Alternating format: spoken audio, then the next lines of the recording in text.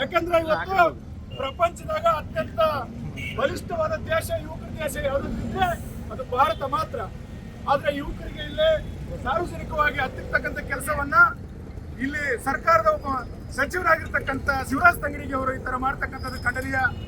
ಹಾಗಾಗಿ ತಾವೆಲ್ಲರೂ ಕೂಡ ಈ ಒಂದು ಪ್ರತಿಕ್ರಿಯೆ ಹಣದಲ್ಲಿ ನಾವು ಭಾಗವಹಿಸ್ರಿ.